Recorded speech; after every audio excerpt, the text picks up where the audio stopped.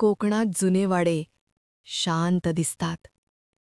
पण शांतता म्हणजे रिकामेपणा नसतो.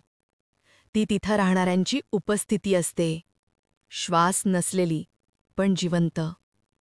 ही कथा अनिकेत नावाच्या तरुणाची. तो वाडा विकण्यासाठी आला होता. मुंबईच्या गडबडीतून तात्पुरता बाहेर पडलेला. त्याला वाटलं वाडा म्हणजे प्रॉपर्टी. पण वाडा म्हणजे आठवणींचं घर असतं. आठवणी कधी मरत नाहीत पोरा. त्या जाग्या राहतात, वाट पाहतात. दिवसा वाडा शांत, धूळ भरलेला. भिंतींनी ओलसर मातीचा सुगंध दिला. जुने दिवाणखान्याचं लाकूड खडखडत होतं. अनिकेतने विचार केला काहीच नाही. पण गावकऱ्यांच्या नजरा त्याच्याकडे स्थिर. कोणी स्वागत नाही, कोणी हसत नाही. फक्त सावध पण मूकदृष्टी.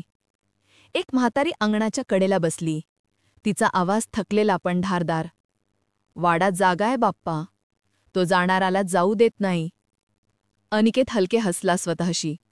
त्याने आतली खोली उघडून पाहिलीसाठी. वाड्याच्या मधोमध देवघर रिकामं होतं. फक्त दिव्याची जुनी काजळे उरलेली. आणि भिंतीवर कोणाच्या नखांची खुणा. कुणीतरी निसटण्याचा प्रयत्न करत होतं. रात्र झाली. काजव्यांचा नाच थांबला. पाऊस शांत, पण हवा जड झाली. अनिकेत झोपण्याचा प्रयत्न करत होता. घरात कुठेतरी फुसफुस आवाज येत होता. ना वारा, ना पाऊस, ना मांजर. जणू आवाज भिंतींच्या आतून येत होता. येतोयस ना? अनिकेत उठून बसला जागा.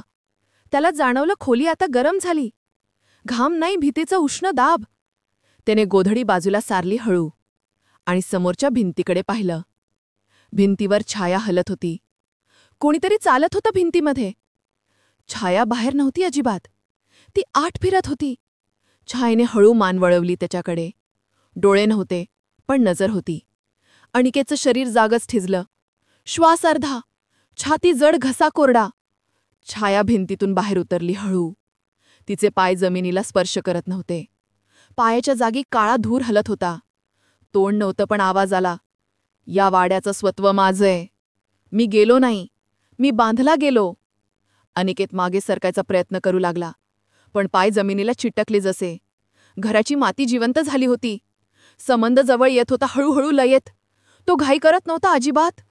कारण वाडा बंद झाला होता आता. खिडक्या आपोआप बंद, कुलपं अडकलेली. दार अनिकेत पाहत असताना जड झालं. वाडा आता जिवंत शरीर बनलं. छाया अनिकेतच्या समोर उभी. चेहरा नाही, पण वेदना जाणवली. तू मला सोडवायला आलायस, किंवा तूच माझ्या जागी राहशील. अनिकेतने आवाज काढण्याचा प्रयत्न केला. घसा बंद, शब्द दगडासारखे.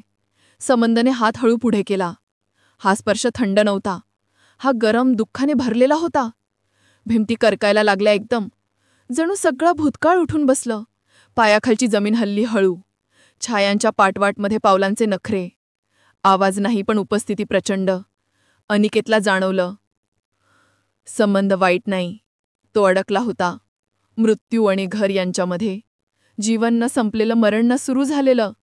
त्याने हात हळू पुढे केला. स्पर्श झाला.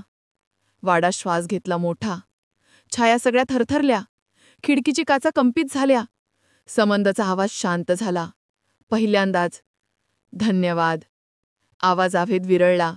छाया धुरासारखी वर गेली. आणि देवघरात दीप आपोआप लागला. घर निर्वात झालं.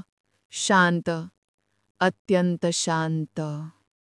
दुसऱ्या दिवशी गावकऱ्यांना कळलं. अनिकेत वाड्यातून बाहेर आला. डोळ्यात थकवा, पण भार हलका. वाडा विकला नाही त्याने.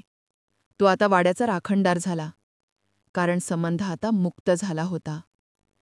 आणि कधीकधी मुक्त आत्मे जाण्याऐवजी थांबतात. शांत, पण जागे.